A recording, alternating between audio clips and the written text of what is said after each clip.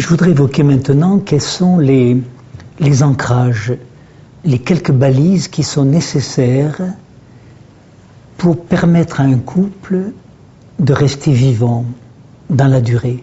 Ça veut dire aussi pour permettre à chacun des protagonistes du couple, l'homme ou la femme, là je parle du couple hétérosexuel, mais c'est valable aussi pour les couples qu'on peut appeler homosexuels, ça ne change rien en termes de sentiments et de relations. Donc je m'appuie sur le couple hétérosexuel, mais quand je dis couple, c'est un éventail très large.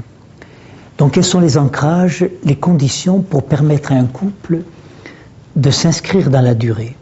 Eh bien, d'abord la présence de sentiments en réciprocité. Un amour chez l'un, un amour chez l'autre, un amour qui s'accorde, qui vibre, qui résonne et qui s'amplifie. Mais ça suppose aussi autre chose, ça suppose la présence d'un désir, car ce qui caractérise la relation de couple, c'est quand même la possibilité d'une rencontre sexuelle. Et au-delà de la rencontre, d'une relation sexuelle. C'est d'ailleurs ce qui est la spécificité de la relation de couple par rapport à toutes les autres relations. La possibilité d'une rencontre sexuelle.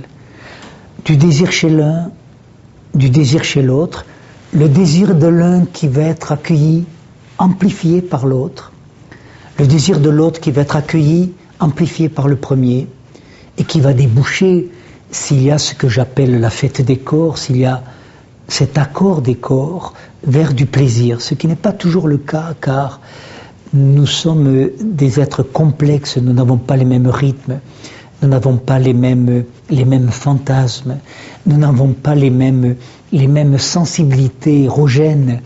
Et il va y avoir tout un temps d'apprivoisement, tout un temps de découverte. Il peut y avoir une passion folle, un accord comme ça au niveau des corps, spontané, très rapide, mais parfois ça peut demander plus de temps, ça peut demander des découvertes, des tâtonnements, des ajustements. Et parfois ça ne débouche pas toujours sur du plaisir, et ça va poser une interrogation.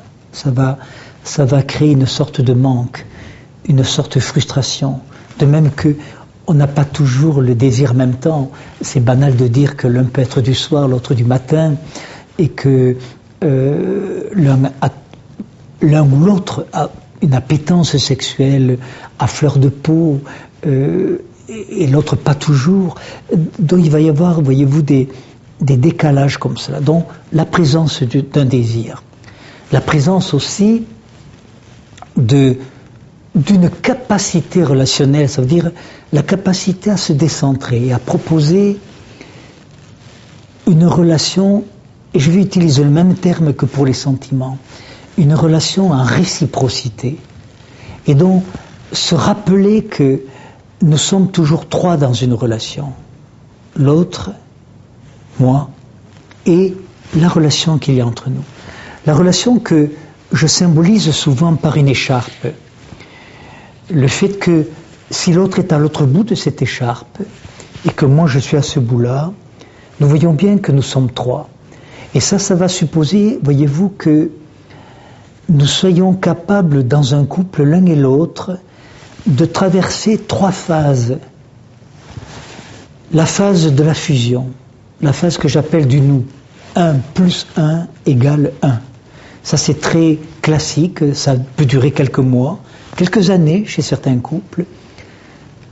Cette phase fusionnelle où on dit on aime les enfants, on aime le ski, on aime la montagne, on aime la mer, on aime les vacances à la campagne, ou la phase du nous indifférencié, voyez-vous, dans lequel l'un et l'autre, nous aimons Mozart, oui mais lequel? Ou nous voulons faire un enfant, oui mais lequel? Le tien ma chérie ou le mien? Toi je sais que tu voudrais un garçon, mais moi je voudrais une fille. Donc voyez-vous déjà, dans cette phase de fusion, 1 plus 1 égale 1, il va y avoir une difficulté parce que pour qu'il y ait relation, il faut un espace. Si nous sommes trop collés l'un à l'autre, paradoxalement, il n'y a pas de relation possible. Ensuite, passer au stade 2, 1 plus 1 égale 2, on découvre que ce n'est pas la même montagne qu'on aime, ce n'est pas le même Mozart, ce n'est pas le même enfant qu'on veut. Et je l'espère pour chacun, arriver au stade de 3, 1 plus 1 égale 3.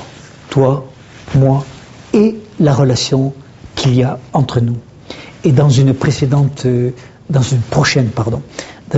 émission, je tenterai de montrer justement comment faire pour nourrir cette relation de façon à ce qu'elle s'inscrive dans la durée. Pour moi, l'important dans un couple, c'est de sortir de la fusion, 1 plus 1 égale 1, de dépasser le stade de la différenciation, 1 plus 1 égale 2, pour arriver à ce stade, 1 plus 1 égale 3. L'autre, c'est ma main gauche, moi, c'est ma main droite, et la relation qu'il y a entre nous. La relation, au fond, c'est un canal, un pont, une passerelle sur laquelle va passer, ce que j'appelle le nourrissement de la relation.